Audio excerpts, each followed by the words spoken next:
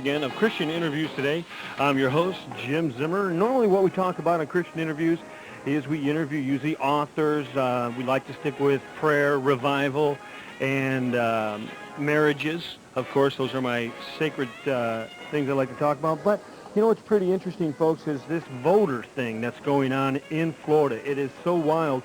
There's a lot of prophetic utterances about it and some things that are happening that if you look into the spiritual realm of it, you wonder if it's a spiritual battle, good against evil almost. There's just so many dynamics involved. There's a lot of revival happening in Florida, and it's so strange that this is the place that could pull out our president. And I was praying today that I'd like to come on the air with something fresh and new and something, for the local ability. And if you'd like to be, our local population, if you'd like to be on Christian Interviews today, give us a call, 928-7707. We'll talk a little bit about it. But a man walked in just as I basically, to tell you the truth, folks, I was praying about it. And he walked in, and he is Gary Tomlinson. Gary Tomlinson used to work for the American Express Advantage Tech Group, which basically looked into fraud in American Express through signatures. He's basically one of those type of guys, believe me, you just look at this guy and you think computer geek. That's what you think. And he walked in, he says, is there anybody here who would like to talk about some of the voter stuff that's going on and a Christian point of view and what's really going on? Well, this man was given the opportunity to look into the voting record of the Dianne Feinstein and Michael, what was it, Gary? Michael. But he was, you were commissioned, now let me get that straight. Were you commissioned to do this, or you just had the opportunity that Governor Wilson said, okay, you're the guy, let's find out what's going on with the voting record in what county? This was in Los Angeles County in 1994. This was in 1994. Now, you said to me that you actually got to withhold the counting vote. I mean, you had a 3-day stay of counting. They couldn't count the vote until you completed your assessment. Is that true? Yes, sir. If I would have had a little more preparation, I would have brought the 2 or 3 LA Times articles that I wasn't mentioned by name, just as a quote-unquote independent computer consultant that provided the data. Now, you have an educational background at the University of Long Beach and the University of California at Irvine. Now, you don't have a graduate degree or a degree in computer science, is that correct? No, sir, but I've taken graduate level work at both universities. Okay, so we just don't want to, we don't want to fraudulently say that you're some kind of real big computer guy, but basically you are. I mean, you have a lot of background in it. You've also were on a committee with Ross Perot, right? Yes, sir. The United We Stand people contracted with me to develop a system that would implement Mr. Perot's idea of the electronic town hall. And in essence, I had 4 meetings with Mr. Perot. And the bottom line of the last meeting, I told him that his idea of voting by telephone would and could not ever work, no matter what I tried, and I looked at every way feasible to guarantee your anonymity when you vote by phone. There is no way to guarantee your anonymity. Somebody is going to know where that call is coming from, and somebody's going to know what buttons you pressed.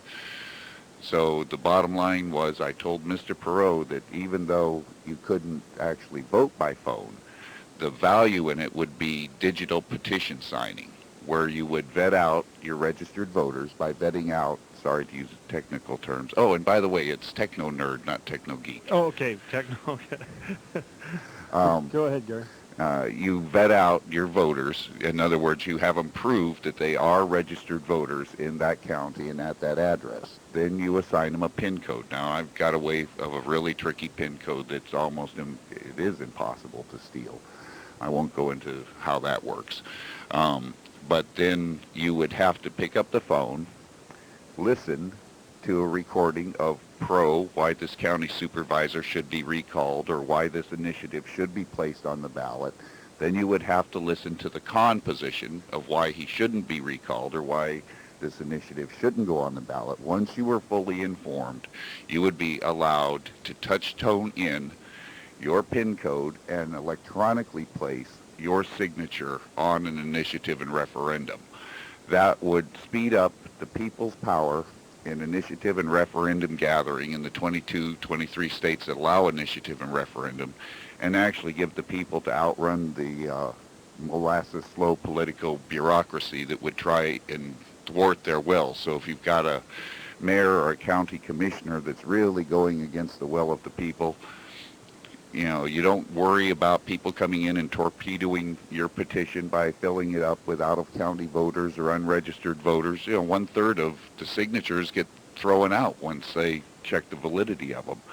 And I still think that that would hold great value and actually bring a little power back to the people if you were allowed just to pick up the phone and legally, that's the key, and I know how to do that too, legally place your name on an initiative and referendum. Okay, now you looked into the voting, the California state voting in just one county. This was Los Angeles County. Is that correct? Los Angeles County, and it's 4.2 million registered voters, just a couple million less than the entire state of Florida. Okay, and now this was 1994 for the Senate seat that Michael Huffington and Dianne Feinstein were running for. Is that correct? Yes, sir. Okay, now here's the question: how much fraud did you find in that vote? Those 4 million registered voters. Well, number one, we were never able to prove actual voter fraud. What we have uncovered, and both political parties at the highest level are acutely aware of it,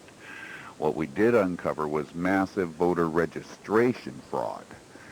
Because just because I know for a fact that you're registered 3 or 4 times, sometimes within the same day or in the same week, it's difficult without actually having your signature analyzed and comparing it with the absentee ballot, of which the jacket is thrown away readily after the count is done, to prove that you actually voted that many times. But the intent to commit voter fraud is easily represented by the data when you compare it with any off-the-shelf anti-fraud software that any of the credit card companies use to make sure that, you know, people aren't getting multiple credit cards, you know, at their same address or in, you know, just a name that was changed by 1 digit.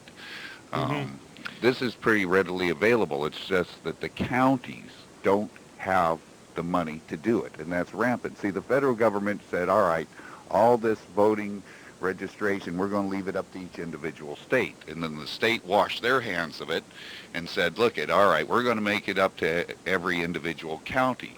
So it's difficult because every county has their own way of setting up the data. That means you have to analyze it on a county-by-county basis. But it seems to me, with as close as this election is, and as many states are just being won by razor-thin margins on either side, I can guarantee my fellow Christian listeners out there that our next president, no matter who it is, will be elected by people that voted more than once. Wow. That's the bottom line. How many people did you find registered more than one time with just I mean, I looked at some, we're not allowed to give any names out, but I looked at some of the records that you have, and it's amazing that a U will then become an R, and that's the difference in the name. In other words, everything else is correct. Their first name, their middle name, their birth date, their address is all correct. But maybe just like I looked at one, the difference was one was a U, one was an R, but they were registered twice. But we have no way of knowing whether they voted twice, though. No, and it's going to require a court order to look at the signatures at the different polling places to see if that really happened. But one thing's for sure, they very, very deliberately, you know, registered within a short period of time. And also there's a lot of innocent people that, and even good Christian, you know, women that will get married. They'll be receiving a ballot in the mail under their maiden name. They'll get married, and innocently, maybe they'll register again under their new married name, and they'll get 2 ballots. And one could be an absentee ballot because they no longer live at the other address, of course. Correct?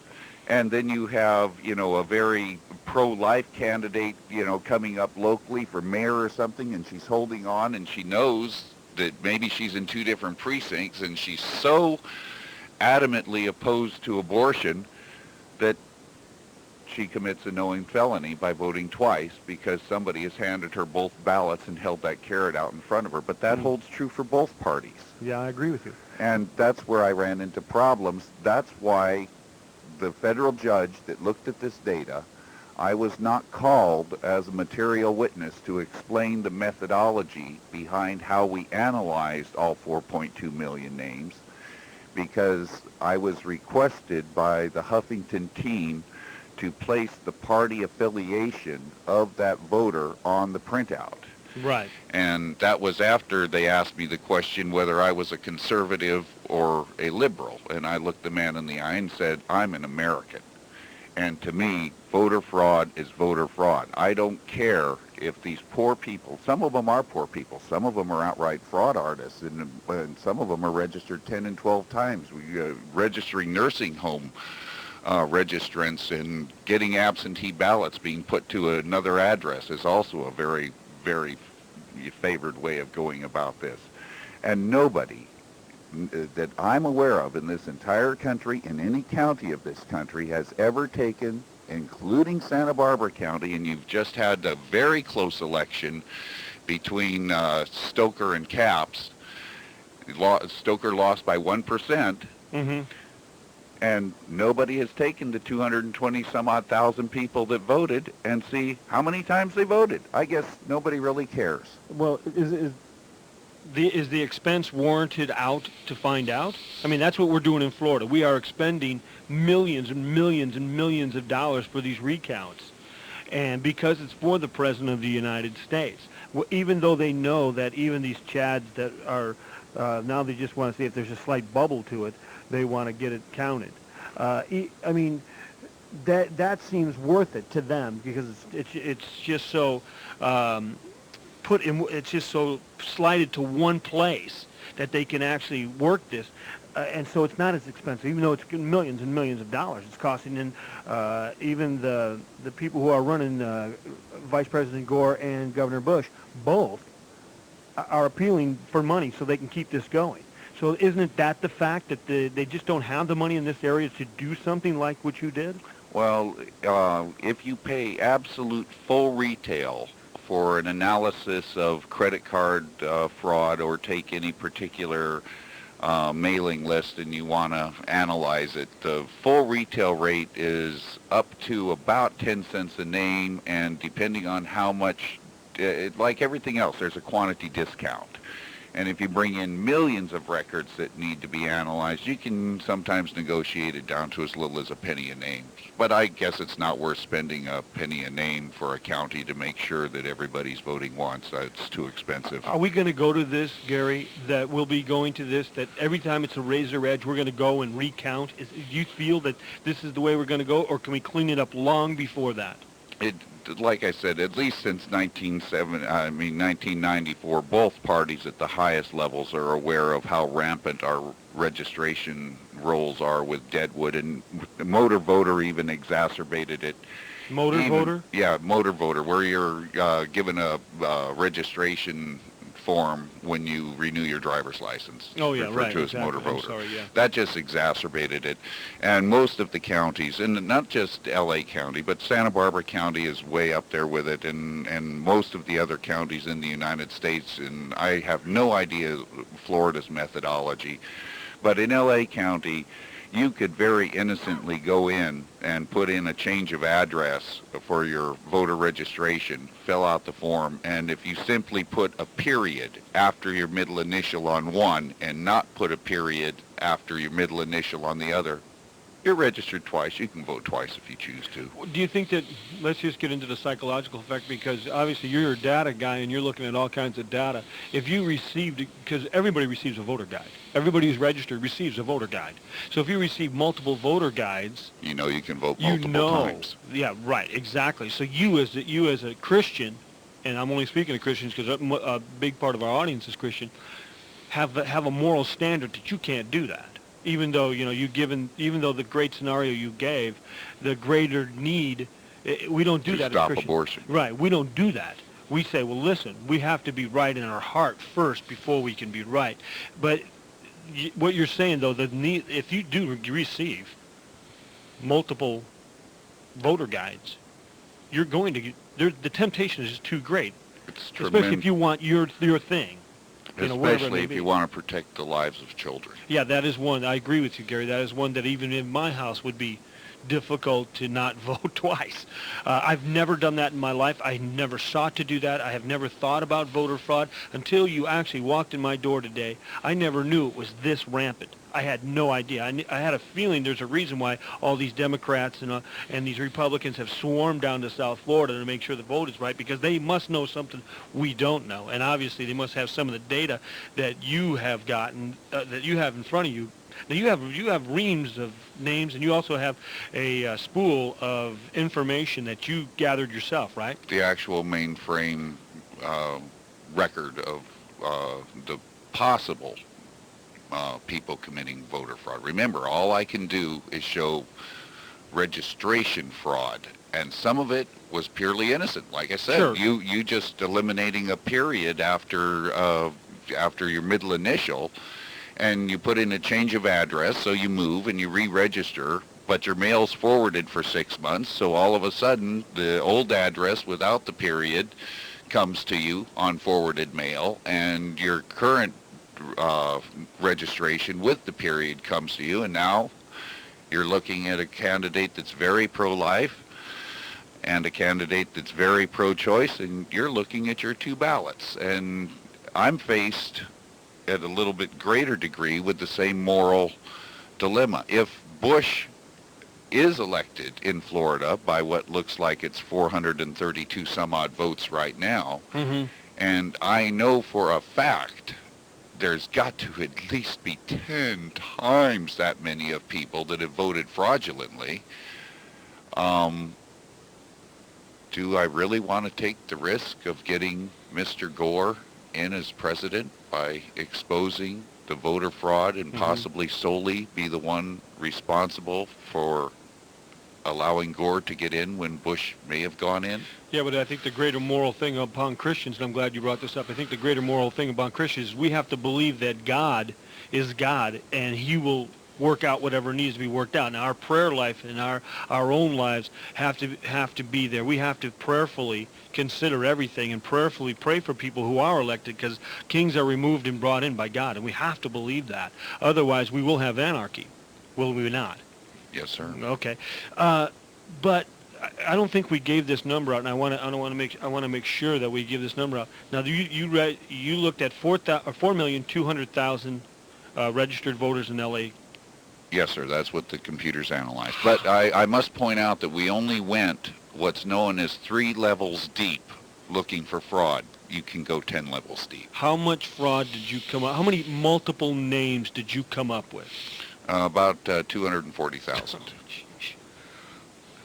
But our system was sloppy. There's a lot of those that are absolutely, you analyze it and you can see that some of them are, absolutely innocent. All I know is they're registered twice, like the example I gave about the woman who gets married and she gets 2 ballots. And now, I'm not going to say that this woman is not upstanding enough if she's, pro-life enough not to use it, but it's a felony. And so pardon me, we had several strategy meetings with the Huffington group, and the idea that Huffington was going to use, and I can let my imagination go wild as to why nobody ever pursued this, because it could cause a constitutional crisis. If they really start analyzing the close states, not just Florida, for voter registration fraud, and I'll tell you what. Even California.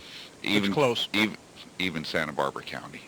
We've got a congressional race that just missed.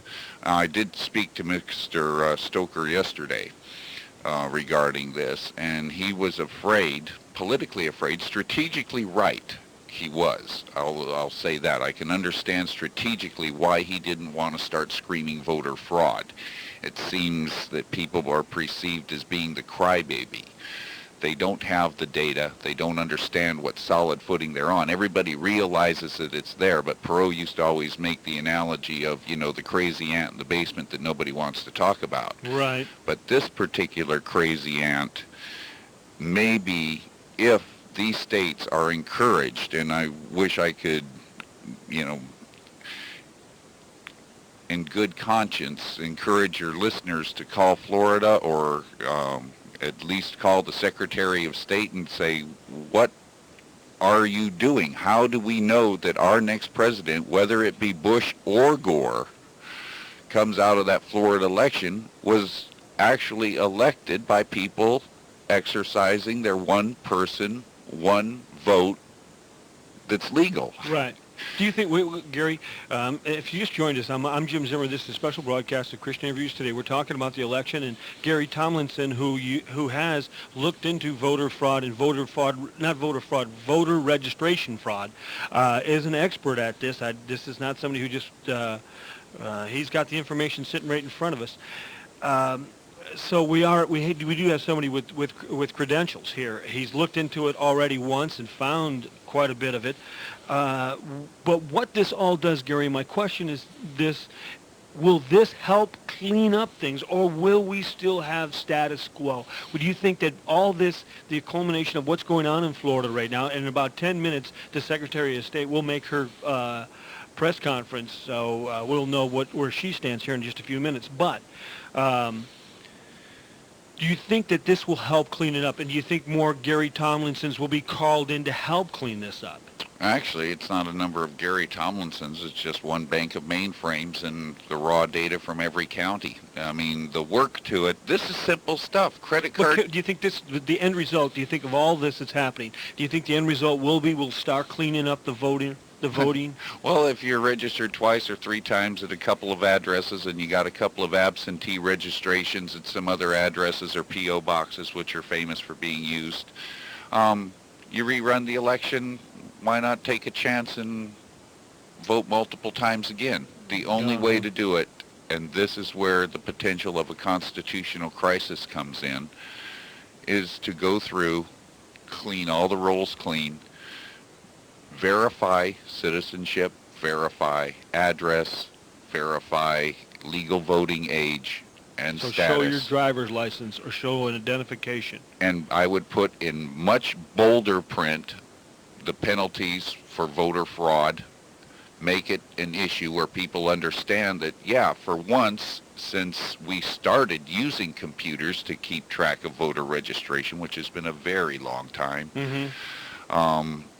that somebody will be using off-the-shelf anti-fraud software to make sure that you are registered once. Not saying there isn't some very clever people, but not as rampant as it is now. Okay. And if you do that, you're going to have to rerun the entire election. And yeah, but we don't want that. One of the two parties, well, I'm going to edit myself on what I was going to say. It doesn't matter what party the fraud is taking place in. I know because I set up the program.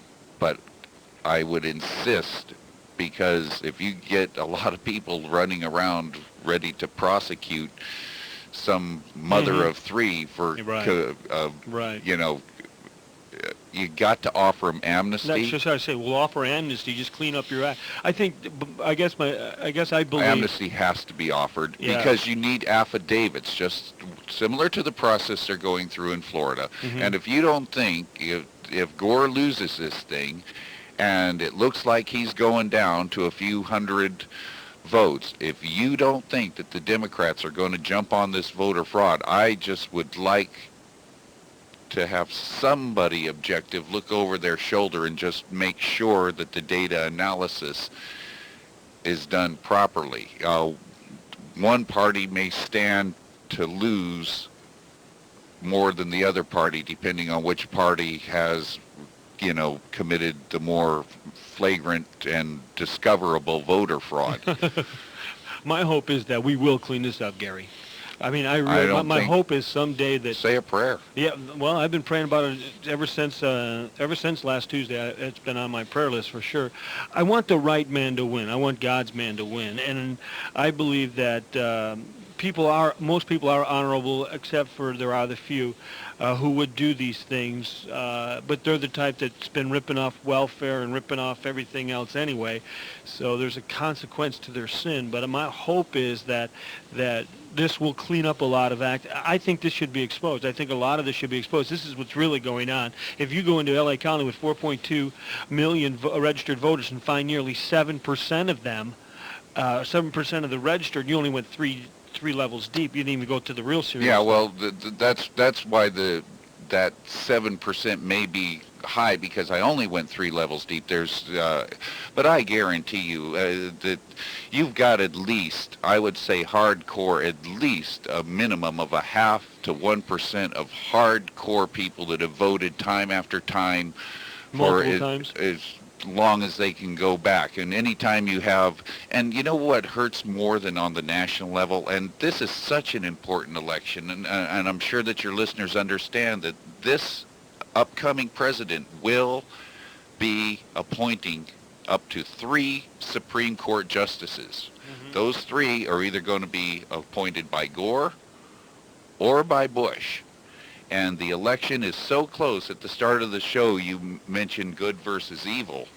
Well, it almost seems like that. I mean, it just, the way everything's going, it just seems like that. I have a particular affinity for the yin-yang symbol, the representation of good and evil. Right. And with the margins of the Republicans being razor thin now in Congress and razor thin in the Senate, it seems to me this could be this nation's make or break point. We've got good and evil in absolute, almost perfect harmony, and it's going to either swing towards the right side, or that black is going to come around. And wow, that I didn't look at it that way, but I think you're right, Gary. I think we are so close to that right now. And if you looked at the actual, what really was scary is if you looked at the United States map, only 20% of the land population voted for Gore.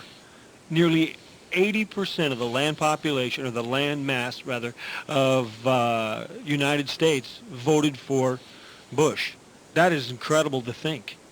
To watch some of the close election results. I mean, New Mexico now has got, what, less than 400 votes? Yeah, it's about 400, yeah. Once again, if I go into all of their county registration rolls and just send them through generic 4 or 5 level, analysis for potential fraud, I guarantee you I'll come up with at least 0.5 to 1%. That means that this next president is going to be solely elected by people that have voted more than once. That's incredible to think. Well, folks, if you just joined us, this has been Christian Interviews Today. It's another special broadcast of Christian Interviews Today. We've been doing a lot of these during this voting time. My guest today has been Gary Tomlinson.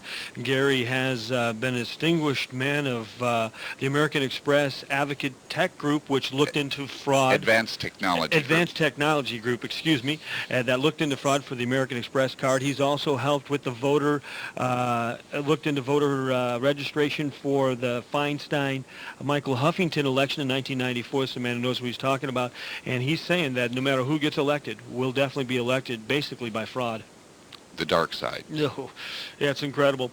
Well, folks, keep your prayers going, keep things happening. Believe that God is truly on the throne and that good things will come of this election, and only time will tell. We'll know sooner or later who's going to be the President of the United States. I truly hope that Gary's wrong, that it will not be elected by fraud, but it will truly be put in there by God. Well, this is Jim Zimmer for Christian Interviews Today. Thank you so much, Gary, for dropping by. I appreciate it. Thank you very much, Jim. Okay, you've been listening to, like I said, a special broadcast of Christian Interviews Today. Regular broadcasting will continue after this with R.C. Sproul and Renewing Your Mind. Maybe that's what we need, is a little renewing of our hearts and minds. God bless you. Goodbye, and I'll see you next time on the radio. God bless.